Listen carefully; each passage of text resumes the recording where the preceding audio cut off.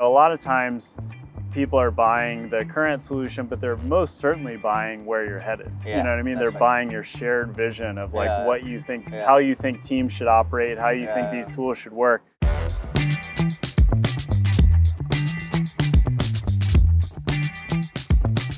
Well, welcome to another episode of Customer-Led Growth. Today I'm joined by the one and only Lane Shackleton, who in my opinion is one of the most well-structured and thoughtful product leaders I've met in my entire life. So I've just learned a lot from him, and I'm super excited to chat about building customer-centric products with you today. So Lane, thank you for coming on the show. Thanks for having me. Yeah. Glad to chat. You were among the first 10 employees at Coda, and you scaled to be the CPO of Coda over 10 years, and now are leading the Coda business unit inside of Superhuman. Even after all those years, are there any key lessons from the early years of being a product specialist or just being a support person on the front lines that have shaped how you think about building products? Certainly. I mean, I think the first thing that comes to mind is just the importance of storytelling. And this is almost like a cliche at this point, but the things that tended to work the best in those moments of this product team is deciding between X and Y are the stories, right? The stories of real customers that are really struggling with some aspect of a product, because it's very human. It's hard to get these stories out of your head once you hear them. So I think that part of being great at that interface, or being great at figuring out how to influence a product team in that role, is knowing of all these stories, which are the ones that people are actually going to give a shit about. What are they going to care about? What's going to resonate? What's going to make you feel something on the other side of it? I think is definitely one of those. I mean, the other one is something that you and I have talked about before, which is being structured. So if you think about what a product or an EPD team is, it's a structured way of executing toward a goal, toward a customer impact that you're trying to drive. And so if you're a CX leader, you're a product specialist, you're someone on the customer side of the business, and you're delivering a bunch of really unstructured information to that product team, it's just hard for them to digest, right? Think of it, if you put yourself in their shoes, they're trying to drive clarity around their roadmap. Daily as a product leader, I'm trying to figure out what are my engineers working on next, and why is that going to have the impact, and which growth hypotheses are we pursuing. And if you're bringing me something that is impossible to understand, it's just more ambiguity into this already ambiguous system. What I really need is, what's your top 10 list? Why is it going to have an impact? Why are the sort of shared goals that we have together to make a difference for the customer? Why is this going to matter? Right? I think those are kind of two things that come to mind. I think that resonates. There's already enough ambiguity in making the trade-offs as a product leader, and if the customer insights are also ambiguous, then that exacerbates it, probably makes it even more frustrating.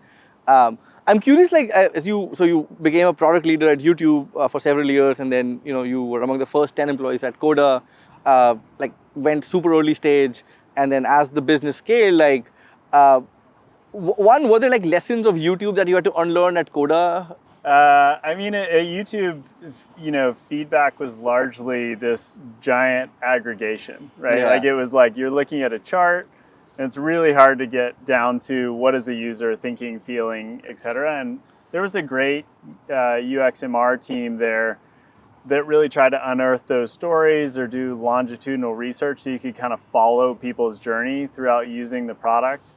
But it was hard. It's so hard when you're talking about hundreds of millions and then later billions of people.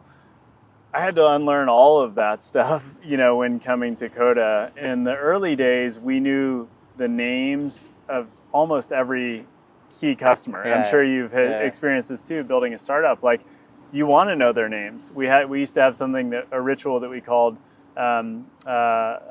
Customer Sports Center. It was basically modeled after, okay, if you were watching Sports Center at night, what would be the top 10 highlights or whatever. And so our customer team would bring the kind of Sports Center version to our product team and just tell us here's the good parts, the bad parts, but we want to see we want to know who the people are, we want to know what they're trying to achieve, we want to understand the impact that we are or are not having on their business.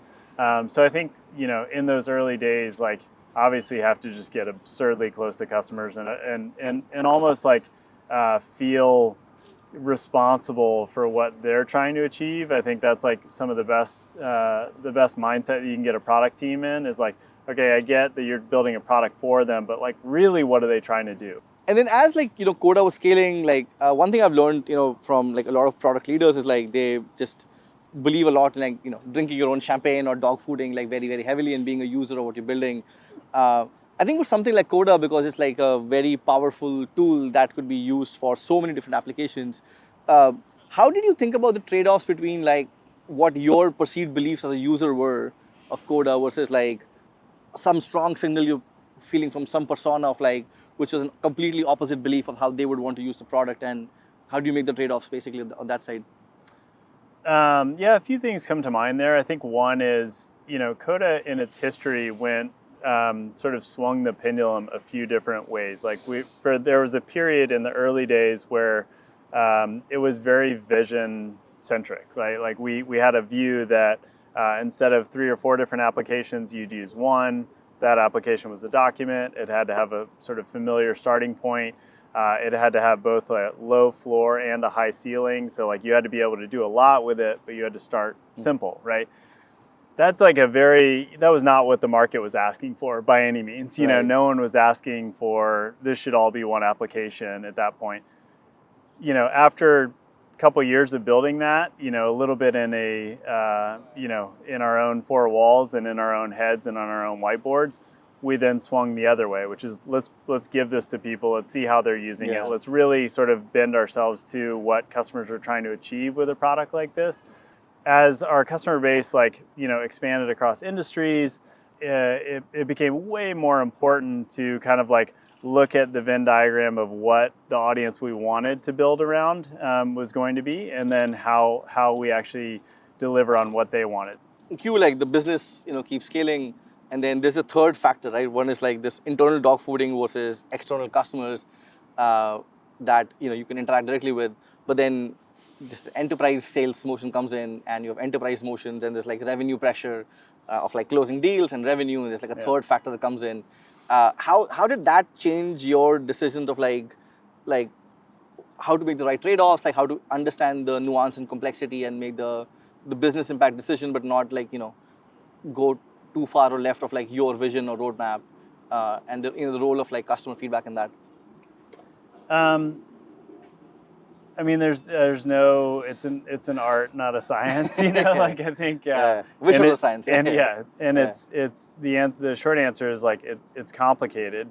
I think there are various points in our history at Coda where we were very enterprise focused, and so when we were very enterprise focused, understanding those needs was paramount to almost everything else. And really understanding those needs, like getting into the details of what someone was going to design around the solution we were going to build, right? Like, and sort of like, I think in that way, becoming a partner to the enterprise became really important, like a long-term partner. Oftentimes, I think one learning for me for the past 10 years has been, a lot of times, people are buying the current solution, but they're most certainly buying where you're headed. You know what I mean? They're buying your shared vision of like what you think, how you think teams should operate, how you think these tools should work. And if people don't buy into that, it's really hard to have any level of conversation around like, renewals or true ups or all these things that are part of the enterprise software sort of buying cycle. So I think that's sort of one piece. I think in terms of prioritization, the kind of easier answer for us is oftentimes enterprises are not asking us for outlandish things. You know what I mean? It's not like they're saying, do this only for me and I'm the only customer that wants it. The reality is that there's plenty of tough prioritization within the stack, but oftentimes they're asking for like things, and so in that way, it makes the prioritization challenge a little bit easier than building maybe a piece of vertical software that they want you to change fundamentally. The central IT decision maker or the enterprise conflicts with the bottoms up needs a lot of the time. And like one thing I've been curious about is like, then there is this need of like the flexibility and the powerfulness of feature versus simplicity that needs to happen. any like battle stories of that conflict in your mind that you've like had to like learn or like like get past? I mean, I do think that there is this sort of, maybe it's a false narrative in the sense that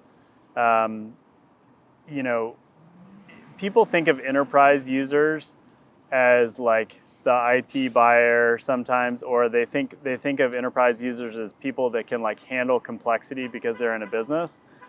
The reality is that nobody wants to use complicated software. Yeah. You know what I mean? And so part of the reason that we've really tried to hold to this maximum of like low floor, this should feel dead simple, it should feel familiar, just like a document as a starting point, but have a high ceiling. If you want to go build databases and like cross-dock those between different documents and have automations that are on top, you should be able to do that.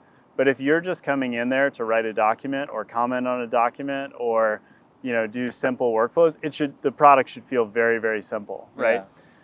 People, the same way that you use ChatGPT at home and at work, people don't want to think about these tools as like just work tools or just personal tools. And I think that's always been the fun part of building Coda, is like someone will get really excited about Coda because they see it in their personal life in some random form, planning a trip or doing personal finances or whatever, and then they bring it into their work environment or vice versa. That's always been like the fun part of building like a really horizontal product. What's the not fun part of building a horizontal product? I think so many parts. We are also sort of like that, right? We like customer insights and multiplayer support. But I'm curious to hear, like, what's the not fun part of building a horizontal product? I mean, the perennial challenge of building horizontal product is that you always are in this discussion around like, what solution are we building and for who? Yeah. You know what I mean? And people love to like hammer this question in lots of different ways. What's our ICP right now? What solutions can we deliver on end to end? That's always a challenge, and sometimes you have to remind yourself, like when we were building spreadsheets, we kind of like, not we, but other people, when the first version of spreadsheets, they were very focused on financial transactions and accountants, and now we're all living with like the choices that they made that were based around a single ICP. The fact that there's battleship coordinates in spreadsheets that correspond to like a lot of sort of accounting lineage. It's like, do you really need that in your spreadsheet anymore? No. So should we think broadly about building a horizontal thing, but also sort of tailor it to specific solutions or specific things that people are trying to achieve? Absolutely. You can take Coda and build an amazing product planning or product road mapping tool from it. And we have lots of customers that do, as like one example. I want to like come to like some of the recent exciting changes that are happening at Coda. Like, like I was just saying, like this sort of felt like the Avengers of PLG like coming together. Basically, we had Grammarly and in Coda first merged, then they got Superhuman into the fold. The parent company is Grammarly. Now we recently revealed like a rebrand as like Superhuman. You're leading the Coda business inside of it. Could you just share like what's the like once like you've done that, like what's next here? What's the vision basically of this joint entity going forward, and like that excites you basically? Yeah, absolutely. So I think it's a pretty broad vision, but it requires a little bit of context. So one bit of context is, I think people think of Grammarly, and as we kind of got further and further into this acquisition, people think of Grammarly in a very narrow sense. But what they've built from like an infrastructure standpoint is incredibly powerful. So right now, Grammarly works on over 1 million websites and apps. And what it does is it decorates text for the purposes of like helping you write with confidence. That's great, but it's really only like one application of what could be a really powerful technology. And so part of the broader vision here is that if that's the sort of super highway that we run a single agent on, so we run the proofreading agent all across all these 1 million websites and apps, what would it look like to actually run like hundreds, if not thousands, of agents on that same piece of infrastructure? And the kind of reason that matters, in my opinion, is if you think about the way that people are using AI today, a lot of it is reactive. So you have to go to ChatGPT, you have to go to Claude to actually type in a query, and then like you get back an answer, and sometimes that answer is like, you know, overwhelming, and sometimes it's like something that you copy paste into somewhere else. But it's not proactive, right? Yeah. Like it's fundamentally a reactive experience.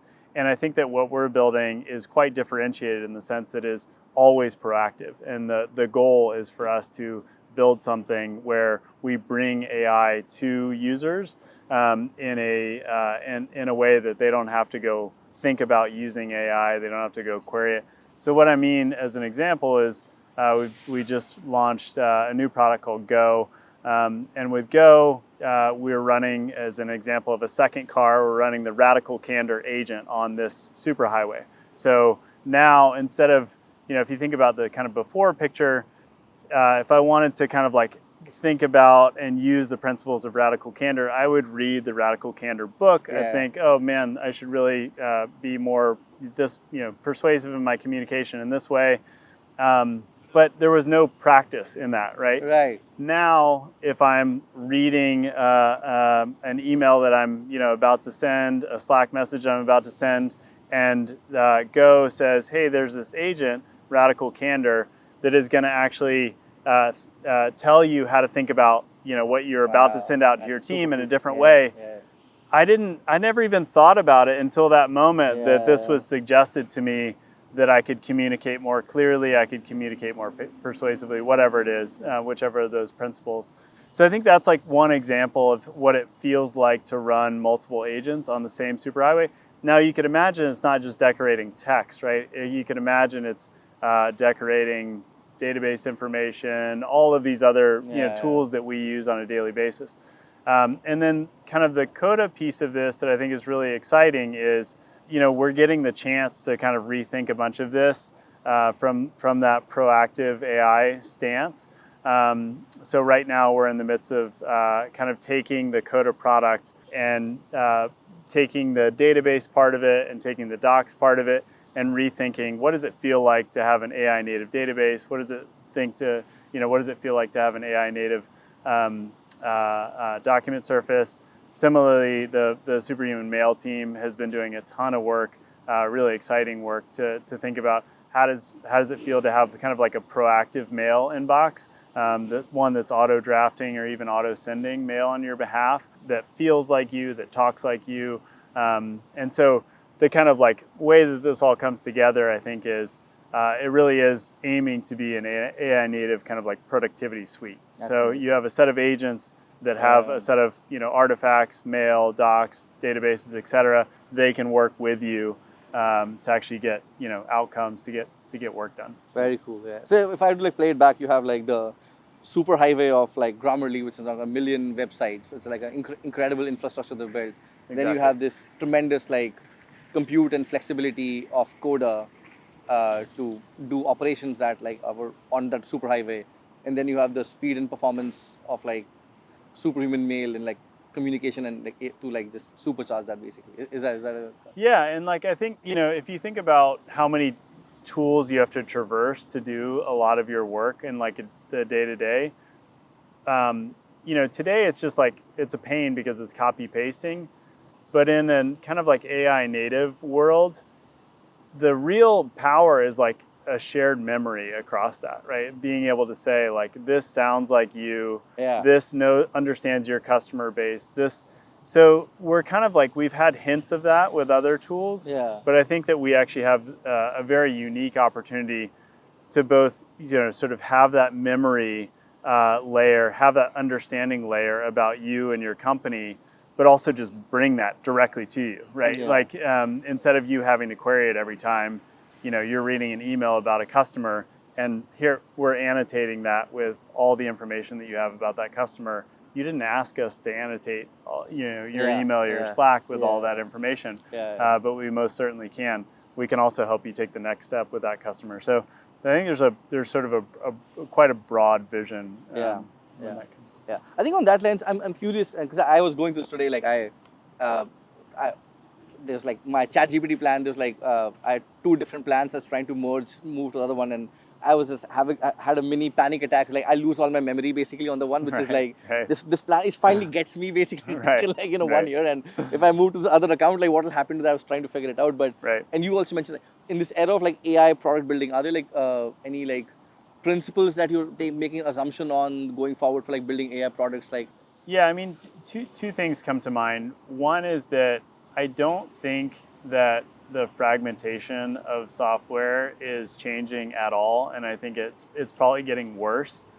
So the implication of that is this should work in all of these different tools. Like if I told you I was building an AI native productivity suite and I said you have to use these like 3 applications, but you can't use any other ones, you'd be like, that's crazy. There's so many different tools that I need to do my job.